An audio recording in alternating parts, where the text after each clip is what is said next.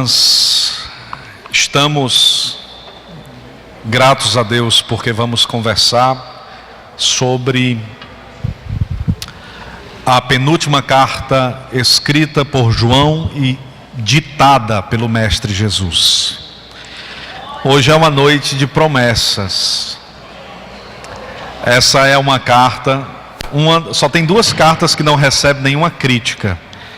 E essa é a carta que recebe mais promessas de Jesus. Você sabia que Jesus faz 7 promessas a esta carta? 7 promessas nesta carta a esta igreja. Digo melhor. E estas promessas, elas são ricas de profundidade. E as promessas que são feitas a Filadélfia são promessas renovadas a expedicionários nesta noite. Essa cidade, ela foi fundada por volta de 159, entre 159 e 318 a.C., ou 318 e 159 a.C. Quem funda essa cidade é um rei chamado Átalo II. E por que o nome Filadélfia? Porque ele tinha um irmão chamado Eumenes, e ele amava muito o seu irmão Eumenes. E aí ele coloca esta cidade como presente. Ele dá a seu irmão esta cidade, e aí ele então intitula o nome da cidade Filadelfos. E Filadelfos significa aquele que ama a seu irmão. Ele amava tanto Eumenes que dá a ele de presente a cidade e coloca o título da cidade de Filadelfos. E aí, com o passar do tempo, a cidade recebe o nome de Filadélfia. Era uma cidade muito importante para a Ásia, porque nela havia muito turismo religioso, chamada de Pequena Atenas por causa dos múltiplos templos que haviam na cidade. Era uma cidade sofrida, porque nela haviam muitíssimos terremotos. Foi construída sobre placas tectônicas e de vez em quando, em épocas algumas vezes mais distantes, outras mais próximas, a cidade sofria terremotos. Então era muito comum você andar pela cidade e você ver as muralhas trincadas, rachadas, pela multiplicidade de terremotos que haviam na cidade. Esta era a característica de Filadélfia. E quando a igreja começa a crescer, quando a igreja nasce nessa cidade, a igreja continua indo todos os sábados de manhã para a sinagoga e se reunindo na sinagoga. Para lá eles lerem a Escritura Sagrada. Nessa época o cânon do Novo Testamento não estava pronto, então eles estavam lendo o Elias e o Moisés, o Pentateuco e os profetas.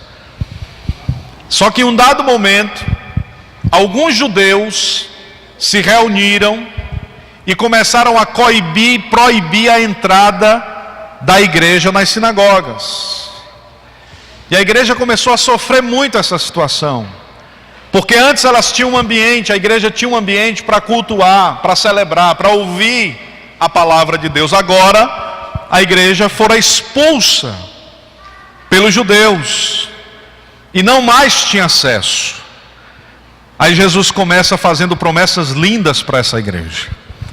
A primeira promessa que ele faz, ele traz à memória quem ele é. Ele diz: igreja de Filadélfia, assim diz aquele que é santo e verdadeiro.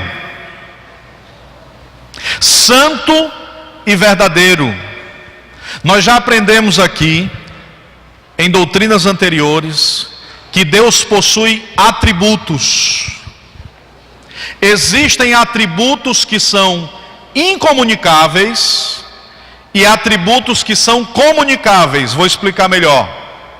Existem atributos divinos que pertencem somente a Ele, que Ele não comunica à criatura. Por exemplo, onipotência, onipresença, onisciência, soberania, presciência, divindade. Somente Deus carrega esses atributos. Agora, existem atributos que Deus tem, que Ele comunica à criatura, que Ele comunica ao ser humano. Por exemplo, santidade e verdade. São dois atributos que o ser humano pode ter. Nós nunca seremos santos como Deus é, e nunca seremos verdadeiros como Ele é, mas podemos ser santos e verdadeiros, sim ou não? Então Deus está dizendo: eu quero lembrar para vocês que eu sou santo e verdadeiro.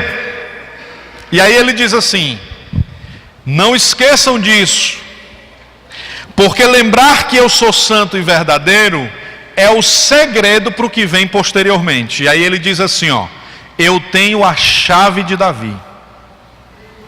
Primeira promessa de Deus é a promessa de que Ele tem uma chave, e que essa chave está em suas mãos portentosas, e que esta chave está direcionada à minha e à sua história. Pastor, o que é chave de Davi? Em casa você lê, apenas anote Isaías 22 e 22. Chave de Davi é uma linguagem figurada para expressar acesso ao reino de Deus. Tudo no Novo Testamento atrelado ao nome de Davi fala a respeito do reino de Deus. Então, vamos caminhar aqui para a gente poder compreender a primeira promessa, que é a promessa da chave. Deus está dizendo o seguinte: eu tenho uma chave, e o que diferencia essa chave das demais chaves não é porque ela abre todas as portas. O que diferencia essa chave de todas as demais chaves é que se ela abrir, ninguém fecha. E se ela fechar, ninguém abre.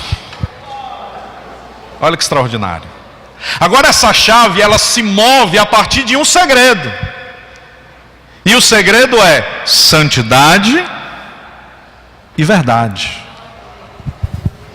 Pastor, e o que é santidade? Eu vou tentar simplificar numa frase. Santidade é quando eu faço a vontade de Deus. Eu estou vivendo santidade, sim ou não? Isso é santidade. Pastor, e o que é verdade? Verdade é quando a vontade de Deus é a minha vontade. Agora complicou, o senhor deu um nó assim na cabeça. É o segredo da chave, viu? Santidade é o que eu faço. Verdade é a minha intenção. Porque eu posso fazer a vontade de Deus em mentira. Eu posso fazer a coisa certa com a intenção errada, sim ou não, irmãos? Eu posso fazer o que é certo com o objetivo de agradar os irmãos, com o objetivo de agradar o pastor, com o objetivo de cumprir uma ordem, uma ordenança. E aí o Senhor Jesus diz assim: santidade está atrelada à verdade, porque a santidade é o que eu faço de acordo com a vontade de Deus, e a verdade é amar fazer a vontade de Deus, é sentir prazer em fazer a vontade de Deus. E aí veja só, o Senhor Deus diz assim: se você anda em santidade, faz a vontade de Deus, e em verdade ama fazer a vontade de Deus, você tem a chave. Pastor, e o que é essa chave? Essa chave é a salvação. Porque essa chave abre e fecha. Ela abre portas de vida e fecha a porta de morte. Ela abre portas de paz e fecha portas de guerra. Ela abre portas de misericórdia e fecha portas de pecado.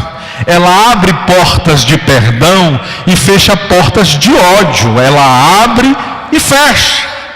E o que há de melhor nessa chave não é sua capacidade de abrir muitas portas.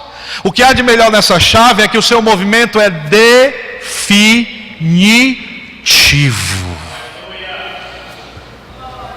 Se a chave abrir, ninguém fecha. Pastor, o senhor está dizendo que essa chave abre portas de luz e fecha portas de trevas? mas eu estou vivendo em densas trevas, em dor, em sofrimento, em angústia. O que é? É porque você está esquecendo do segredo. Amém, irmãos? A chave só funciona se tiver santidade e verdade. Agora, se você tem santidade e tem verdade, ninguém é capaz de mudar o projeto de Deus na sua vida.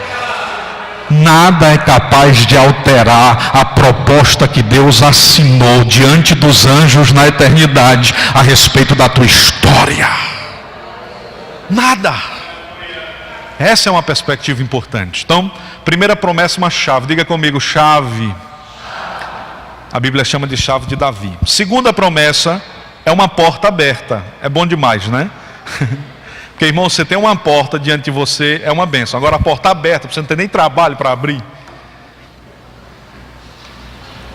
E aí Deus olha para esta igreja e diz assim: tendo pouca força, vocês não negaram a fé, eis que ponho diante de vós uma porta aberta, que ninguém pode fechar. Quando Jesus diz que essa igreja tem pouca força, Jesus não está reclamando falta de fé. Jesus não está dizendo você está em declínio, você está arrefecendo. Quando Jesus diz que a igreja tem pouca força, Great Osborne e George Elton Led, as maiores autoridades na escatologia contemporânea, interpretam esse texto da seguinte forma: essa igreja, diferente de Antioquia, de Jerusalém, era uma igreja que não tinha influência, era uma igreja pequena. Está falando de posicionamento, de força social. Nós não podemos comparar a igreja de Filadélfia com a igreja de Antioquia, irmãos. A igreja de Antioquia enviou os muitos missionários.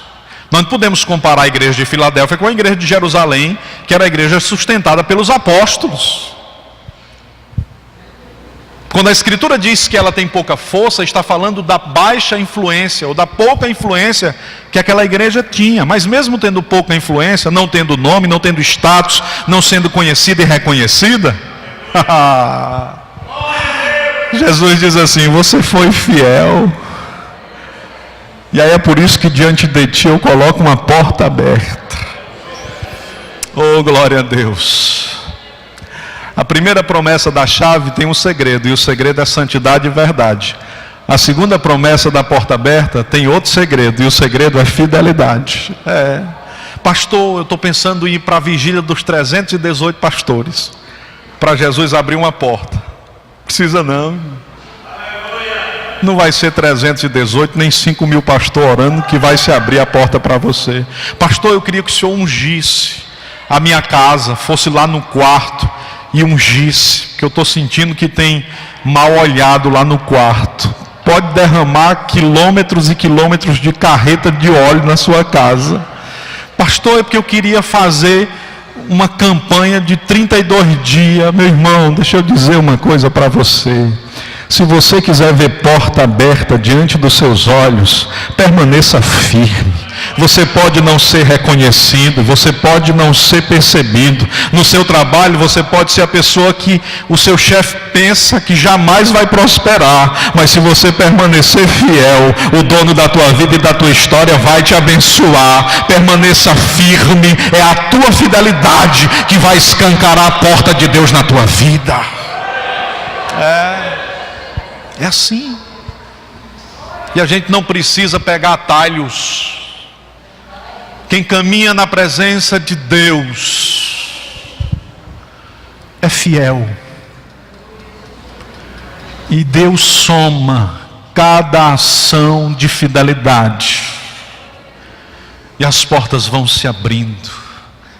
E as portas vão se escancarando. E a promessa de Deus vai se estabelecendo na nossa vida e na nossa história. Pastor, e o que eu faço? A porta está fechada há muito tempo. Meu irmão, às vezes Deus fecha a porta. Sim ou não? Mas por que Deus fecha a porta? Para a gente aprender que Deus está precisando fechar, porque a gente deixou de fechar. Jesus disse, quando você for orar, feche a porta, e o papai que vem em segredo te recompensará. Aí o crente deixa de fechar a porta, aí Deus fecha.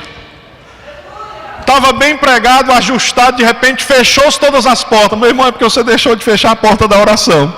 Aí Jesus fechou para você ter um tempinho, para estar na presença dele. Volte a buscar a presença dele, que ele vai escancarar portas em tua direção. Você volta a fechar uma, ele abre 7, para a glória do nome dele. Porque esta é a promessa de Deus. Essa é a promessa de Deus.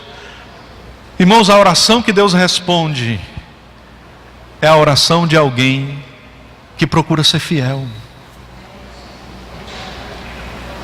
É a oração de Ezequias, quando ele diz, lembra-te que eu fui teu servo. É essa oração que Deus responde.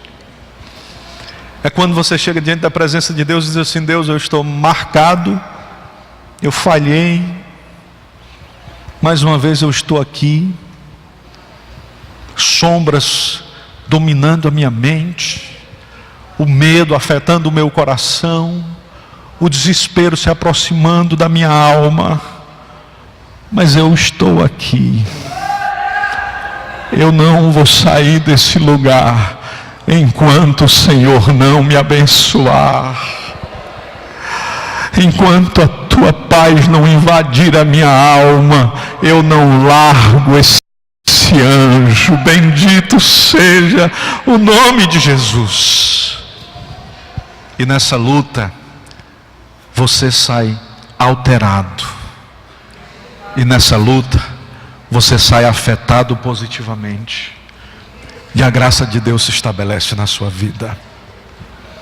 Eis que o Senhor tem portas abertas. Eis que o Senhor tem portas abertas em nossa direção. Essa é a segunda promessa. Terceira promessa é a promessa do cuidado amoroso de Deus. Veja o que o texto sagrado diz. Eu vou ler na íntegra.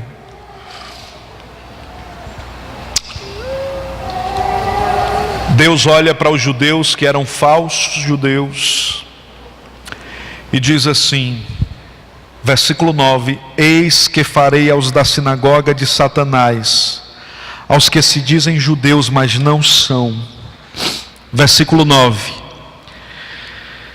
mas mentem, eis que eu farei que venham e adorem prostrados aos teus pés, e saibam que eu te amo. Esse versículo aqui, irmão, se você ler ele rápido, você fica pensando que Deus vai pegar os nossos inimigos e vai dar um nó, né? Imagine aí, olha só, olha que versículo: eis que eu farei os da sinagoga de Satanás, eu farei com que eles venham e se prostrem aos teus pés e saibam que eu te amo. Aí você diz, e a minha vitória tem sabor de mel, não é assim não, irmão? Foi lendo esse versículo de forma incoerente e fazendo uma exegese incoerente que o autor da vitória hoje tem sabor de mel escreveu aquela música, irmãos. Só pode ter sido, porque quando você lê esse texto sem entender o que Deus está fazendo, você pensa assim, você fica até com gosto de veneno na boca. Que é mais ou menos assim, ó: os judeus estão te expulsando da sinagoga, pois eu tenho chave, tenho porta. Você não precisa de sinagoga, eu abri a porta do céu para você. Você fica morto de alegre. Aí diz, e tem mais, eu vou fazer esses falsos judeus aí virem adorar prostrado aos teus pés. Aí a pessoa diz assim, vão me adorar. E tem mais, eles vão saber que eu te amo. Só que o que o texto está dizendo não é isso, irmão. O que o texto está dizendo é o seguinte: tem uns inimigos aí que estão se levantando e estão querendo destruir vocês. Eu tenho uma promessa para vocês, eu tenho uma promessa para eles. Primeira promessa para eles é a seguinte: eles vão vir e vão adorar. Judeu não se prostra diante de outro semelhante. Judeu só se prostra diante de Deus. E se eles vão adorar, o que a Escritura está dizendo é: eu vou fazer os inimigos de vocês se converter. Pronto. Primeira promessa é essa. Eles vão se converter. Segundo, prostrado aos teus pés. Não está dizendo que eles vão se prostrar e vão adorar a igreja, não, irmãos. Está dizendo que eles vão se converter e não vai ser em lugar distante, não. Vai ser no mesmo ambiente que a igreja. Você vai estar aqui e vai ter o inimigo dobrado de joelho, bendizendo e adorando a Jesus. Então a primeira promessa é a promessa de conversão. E a segunda promessa é a promessa de comunhão. Aí muda a situação. Jesus está dizendo: eu não quero apenas que o seu inimigo se converta. Eu vou fazer com que o seu inimigo se torne seu próximo e bem próximo dos seus pés. Ele vai me adorar e juntos vocês vão celebrar. Olha que coisa interessante. Agora o interessante é a terceira promessa. A terceira promessa, ele diz assim, ó: e eles saberão que eles vão conviver com vocês. Esses falsos judeus vão conviver com vocês. E eles vão começar a ver sinais do meu amor na vida de vocês. E eles vão começar a dizer assim: Deus só pode amar muito esse povo, porque a gente maltratou esse povo, a gente expulsou esse povo, a gente subjugou esse povo, a gente entregou esse povo, a gente ordenou a morte desse povo, e esse povo está acolhendo, esse povo está abençoando, esse povo está orando, esse povo está chorando por nós, esse povo é bênção. Amor de Deus está neste lugar. E aí, olhando para vocês, eles vão ver sinais do meu amor. Aí tudo é diferente, a perspectiva é outra. E aí o veneno se desfaz e o bom perfume de Cristo se estabelece. Igreja não é igreja porque é potencialidade de Deus. Ah, irmão, a Bíblia diz que eu sou menina dos olhos de Deus. Sim, você é cuidada e você é cuidado. Mas para que você seja cuidada e cuidado, Deus não precisa maltratar outro. Você é menina dos olhos de Deus, mas você precisa aprender a orar dizendo: Pai, perdoa as nossas dívidas, como temos perdoado os nossos devedores. Pai, eu quero que o Senhor me trate da mesma forma que eu trato os meus inimigos. É assim a oração. Você consegue perceber isso? Quando você está orando Pai Nosso, você está dizendo isso: Pai, eu quero que o Senhor me trate da mesma forma que eu trato os meus inimigos. Ô, negócio difícil, não é, irmão? Oração difícil de ser feita, né? Mas Deus está olhando para essa igreja e está dizendo: eu tenho uma promessa para vocês. Os inimigos que tiram a paz vão receber a minha paz. Os inimigos que fecharam uma porta vão entrar pela porta. Os inimigos que expulsaram vocês da sinagoga vão entrar no ambiente de culto e vão celebrar a mim juntamente com vocês. Os inimigos que antes rejeitaram o meu amor vão perceber este amor na vida de vocês. Isso é extraordinário. E essa é a profunda verdade que Deus está nos revelando nesse texto. E aí nós temos uma outra promessa. A primeira promessa é a chave, a segunda a porta, a terceira o cuidado, a quarta promessa é a proteção. Versículo de número 10, a Bíblia diz: como guardaste a palavra da minha paciência, também eu te guardarei da hora da tentação que há de vir sobre todo o mundo, para tentar os que habitam sobre a terra. Jesus está olhando para a igreja e está dizendo: igreja, quanto mais da palavra você tem guardado no seu depósito, mais das tentações deste mundo você será capaz de suportar. É a palavra de Deus que definirá se você terá vida ou morte.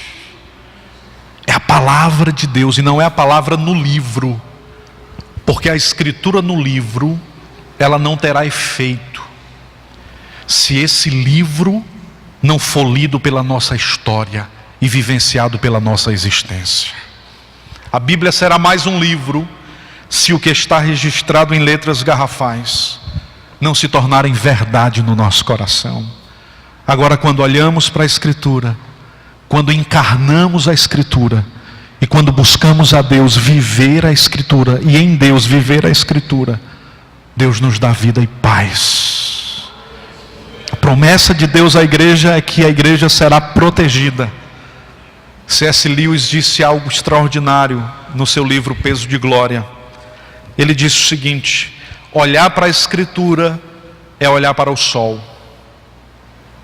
Quando olhamos para o sol, nós não temos capacidade de fitá-lo por muito tempo. Sabemos que o sol está lá, mas não temos capacidade de fitá-lo por muito tempo. É impossível ao ser humano fitá-lo a olhos nus. Agora, mesmo sem poder fitá-lo, mesmo sem poder compreendê-lo profundamente, é por causa dele que nós enxergamos todas as outras coisas. Você olha para a Escritura e às vezes a considera complexa. Quem pode compreender toda a Escritura? Quem pode entender todos os preceitos de Deus? Existem textos que são complexos como o sol. Existem textos que são difíceis de ser compreendidos. Mas é por meio da Escritura que Deus trará luz aos teus olhos. E você enxergará todas as demais coisas da sua vida. É por meio da Escritura que você vai enfrentar o luto. É por meio da Escritura que você vai adorar na celebração. É por meio da Escritura que você vai olhar para a dispensa vazia e vai saber que o cuidado de Deus está também na dispensa vazia. É por meio da Escritura que você vai saber que Deus está presente na enfermidade ou na prosperidade. É por meio da Escritura que todas as demais coisas são percebidas. O que o Senhor Jesus está ensinando à igreja: vocês podem abrir mão de muitas coisas, mas não podem abrir mão desta palavra, porque é o bom depósito desta palavra que vos fará vitoriosos, e a minha proteção estará convosco, e eu vos guardarei no dia da tribulação, se o bom depósito estiver abastecido com esta palavra. Amém, queridos? Quinta promessa é a promessa da coroa.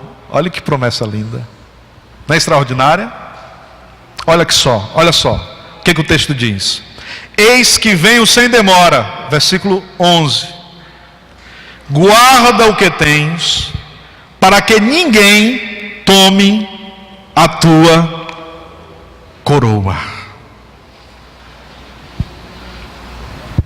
Na jornada cristã, o Senhor Jesus está dizendo que os seus atletas já foram coroados. Mas nos Jogos Olímpicos, o atleta só era coroado quando concluía a prova. Havia uma prova muito famosa chamada pentatlo, que ele precisava passar por 5 tipos. Primeiro uma luta greco-romana, e aí depois ele passava por lançamento de dardos, depois pelo salto, depois ele passava por uma espécie de natação, e depois ele chegava à corrida. 5. Concluído, em primeiro lugar, ele recebia uma coroa de louros e uma premiação maior. Segundo e terceiro lugar, coroa de louros e uma premiação inferior. Aí Jesus está dizendo: vocês ainda não concluíram a jornada, mas vocês já têm coroa.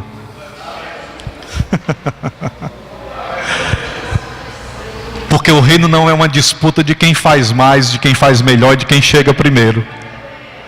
O reino é um ambiente que quando alguém está ferido, os outros param e esperam ele se recuperar.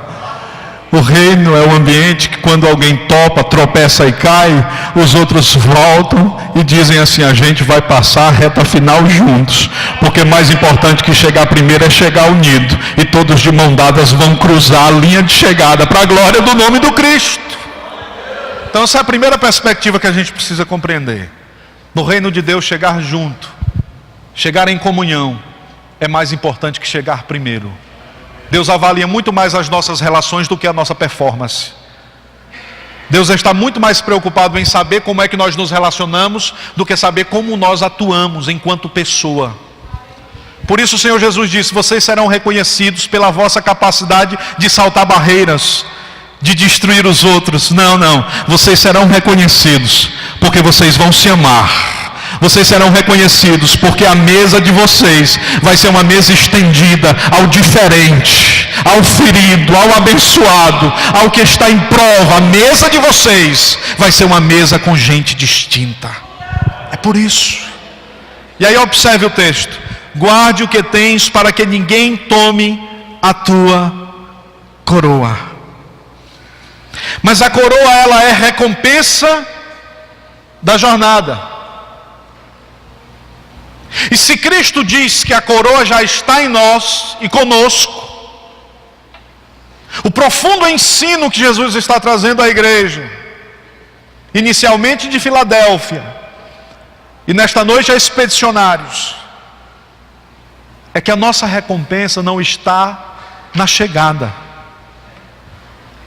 A nossa recompensa está na jornada. Pastor, e o que é essa coroa? Essa coroa é Cristo, irmãos. Que você aceitou, uns aceitaram há 10, outros há 15, outros há 20 anos, outros há 2 semanas. O que a Escritura está dizendo é que se você está em Cristo, você já é vitoriosa. Você já é vitorioso. Você já tem motivos muitos para celebrar e para bendizer o nome de Jesus. Pastor, mas eu vejo que tem gente que já está em processo de libertação maior. Eu ainda estou lutando contra alguns pecados há tanto tempo e não consigo me desvencilhar. Aí tem a promessa, olha a promessa de Jesus: guarda o que tens. Porque às vezes no afã de ter tantas coisas, a gente perde o pouco que tem. Se você tem pouca força, guarde o que tens, para que ninguém tome a sua coroa. A Escritura está nos ensinando que nós precisamos ter contentamento. Eu tenho um livro lá em casa e eu dei uma olhada nele há 2 semanas. É um livro que eu sempre volto. É um livro de muita sabedoria. É um diálogo entre Desmond Tutu e Dalai Lama. Sabedoria de Dalai Lama e a sabedoria de Desmond Tutu num livro só. Imagine uma conversa entre esses 2 homens. Quem já estudou religião deve saber quem são esses 2 ícones, né, do saber. E aí o Dalai Lama faz uma pergunta para Desmond Tutu: pastor, o que isso tem a ver com a Bíblia? Deixa eu falar, depois que eu falar você avalia se tem alguma coisa a ver com a Bíblia. Porque tem gente que: pastor, o senhor está trazendo um conceito budista. Não, irmãos. Tudo que o budismo ensina de verdade é por causa da Escritura. Tudo que o shintoísmo, o taoísmo, o zoroastrismo ou qualquer outro ismo ensina de verdade é por causa desse livro. Toda a verdade é verdade porque nasce a partir da Escritura Sagrada. E aí o Dalai Lama diz assim: Desmond Tutu, o que é um dia cheio de contentamento para você? Ele disse: um dia cheio de contentamento é um dia que eu posso acordar e fazer o bem a muitas pessoas, a ajudar as pessoas, a aliviar a dor das pessoas, a ser instrumento de bênção e a gerar um bem no mundo, ajudando as pessoas. Aí o Dalai Lama diz assim: mas tem dia que você não consegue, tem dia que você nem vê ninguém. E no dia que você não consegue fazer o bem para as pessoas, ele disse: então eu encontro contentamento não fazendo mal. Pronto.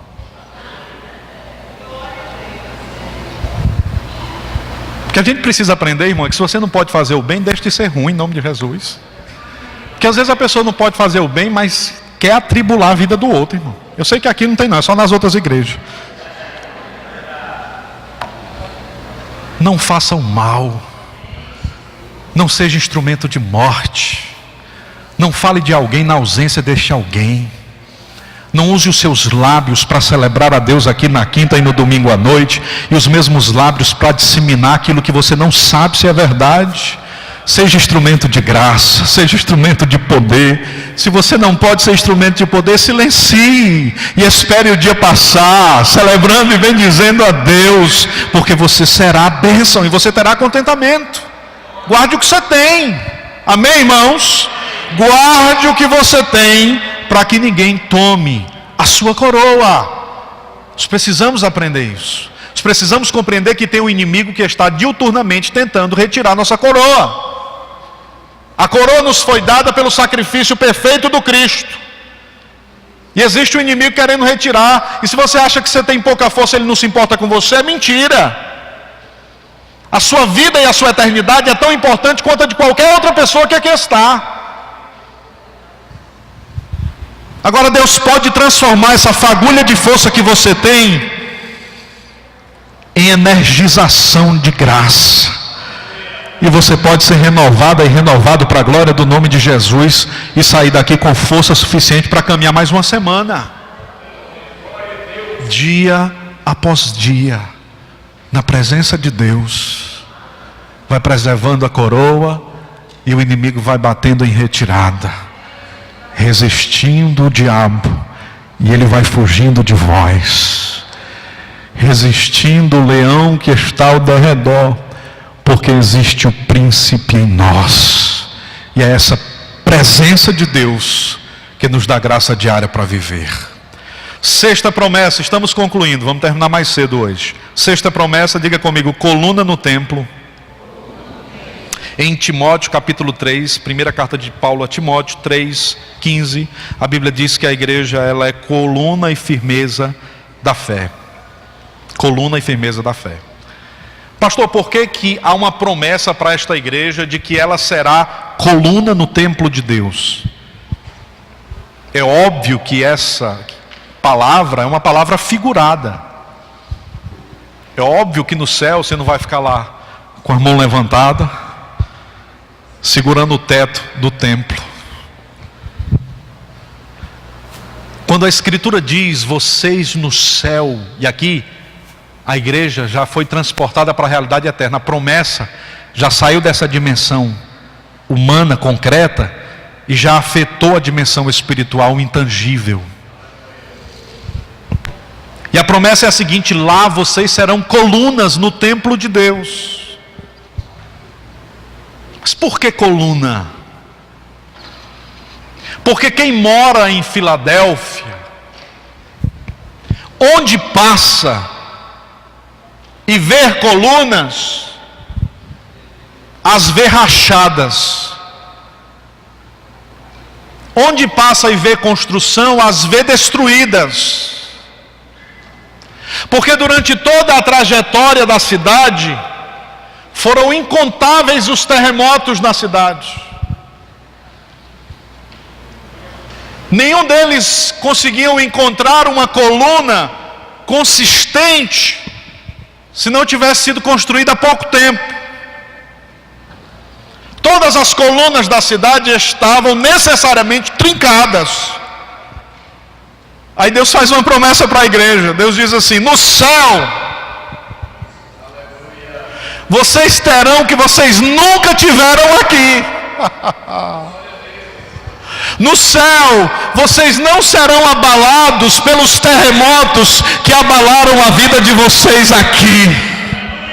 No céu, vocês permanecerão firmes e nada poderá removê-los da minha presença. É essa a promessa de Deus a nós. Sem trincas.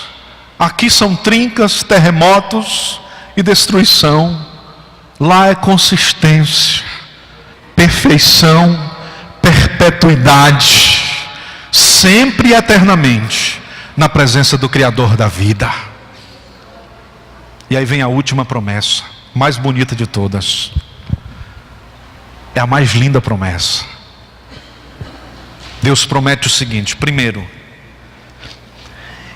eu escreverei sobre ele ou ela o nome do meu Deus. Você já pensou nisso?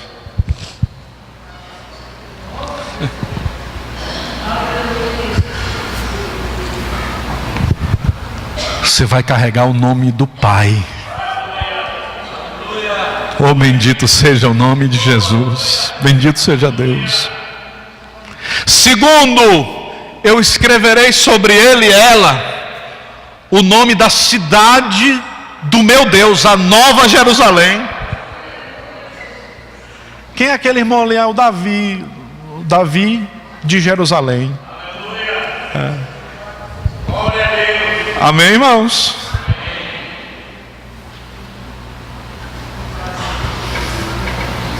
Você vai ser conhecido porque você vai carregar um nome, você tem filiação. E você vai carregar o nome de uma cidade. Você tem cidadania. E aí ele fecha a promessa dizendo assim: e carregará também um novo nome. Aí tem 3 perguntas que eu quero fazer para a gente concluir. Primeiro, de onde você veio? Eu vim de Deus. Por isso eu carrego o nome de Deus. De onde você é? Eu sou de Jerusalém. Por isso eu carrego o nome de Jerusalém. E por onde você passou? Eu passei pela cruz. Por isso eu tenho um novo nome. Lá eu era chamado de mentiroso e de roubador. Mas eu passei pela cruz. E agora eu tenho um nome novo. Todos os pecados foram esquecidos. Eu agora tenho um nome novo. Eu agora tenho um nome novo. Só quem tem nome novo, levanta assim a mão para o céu e bendiz a Deus, porque você passou pela cruz, você foi perdoado. A presença de Deus está nesse lugar. Um novo nome escrito está na eternidade. Lá nós receberemos. Bendito seja o nome de Jesus. Irmão, não tem bem mais precioso que o nome. É importante demais. Quando a pessoa está com um nome complicado no mercado, é difícil. Sim ou não? É pesado.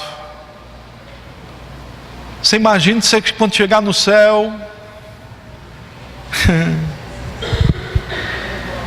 Jesus vai dizer assim: o Danilson traz consigo marca de muitas coisas que eu não quero nem associar a ele. E como é que a gente resolve? É limpando o nome? Não, quem faz isso é o SPC e o Serasa. O Ciro tinha prometido, mas não ganhou, né?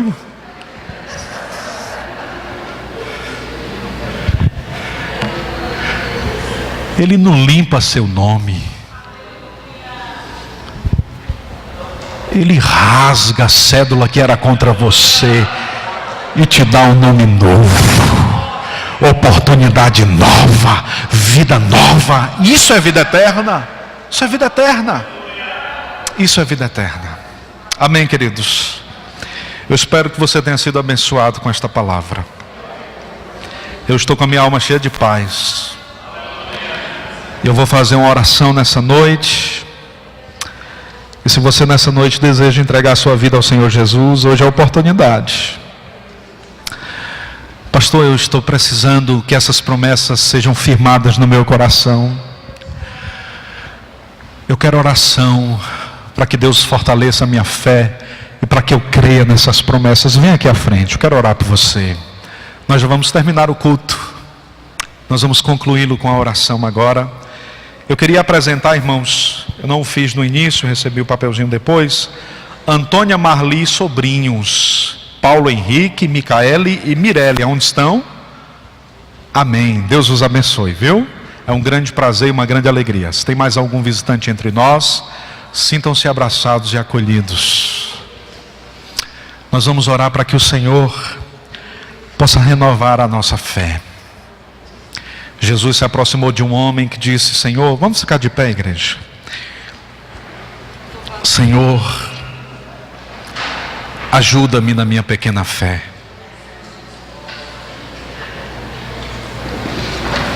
Jesus curou o filho daquele homem. E ele foi portador da promessa de Deus. Nós vamos orar hoje à noite, porque existem muitas promessas em direção a esses irmãos que estão aqui, a todos nós. Mas às vezes, a nossa falta de fé é o empecilho para guardar essa promessa. E sabe de uma coisa, hoje à noite, o Senhor Deus vai revelar a todas as pessoas que se aproximarem de vocês que vocês são amados. Quem se aproximar de vocês vai ter plena certeza de que vocês são cuidados por Deus, amados por Deus. Porque o Senhor vai restaurar fé.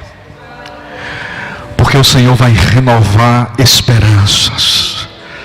Porque o Senhor vai restaurar promessas. Eis que eu tenho uma chave, e eu coloco essa chave diante de ti, e essa chave é definitiva. Essa chave vai quebrar as amarras e vai te libertar pela autoridade que há no nome de Jesus. Todo jugo cairá por terra, porque a unção de Deus quebra o jugo. Eis que eu tenho uma porta aberta, e você está diante desta porta. Você entrará, você sairá, e nela você encontrará pastagem, diz o Senhor. Eis que eu cuido da tua vida amorosamente, preservo os teus dias. Sou eu aquele que cuida da tua casa e que ordena limpeza sobre as estruturas da tua alma, te libertando e te livrando do espírito de morte. Eis que eu sou o Deus que cuido de ti, colocando sobre ti a coroa da minha presença. Preserva esta coroa, porque o ladrão tenta minar, mas mais forte é o que está na tua casa. Eis que eu tenho um nome novo para ti, e não serás tu conhecido ou conhecida pelas tuas imperfeições, mas pelo nome do Cristo de Deus, porque tu serás portador deste nome, e a presença do Senhor será com a tua vida. Receba estas promessas de Deus, acolha estas promessas como pérolas na alma, e conduzam estas promessas às suas histórias. Este é o dia que fez o Senhor. Regozijemo-nos e alegremo-nos neste dia. Pai bendito, nós te agradecemos por essa palavra. Nós te agradecemos por essa presença tão real, por essa apoteose de presença, de vida que está nascendo aqui. Senhor, é possível perceber o Senhor quebrando grilhões, fechando sepulturas. Senhor, é possível perceber o Senhor concedendo livramentos. É possível perceber o Senhor curando. É possível perceber o Senhor restaurando, renovando, fazendo milagres.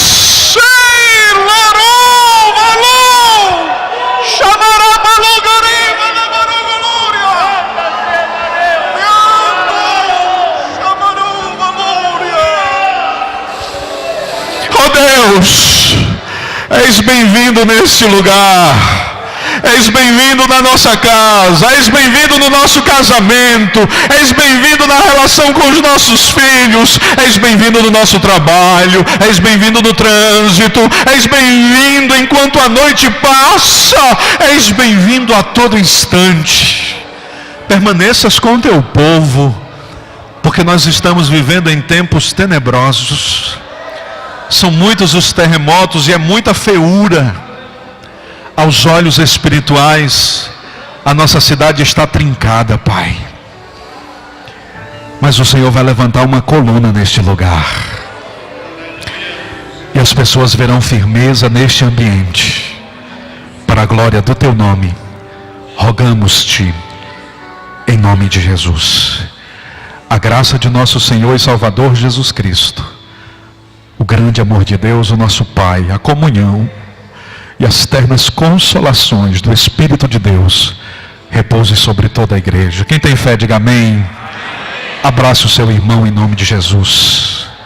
Não saia daqui sem abraçar alguém.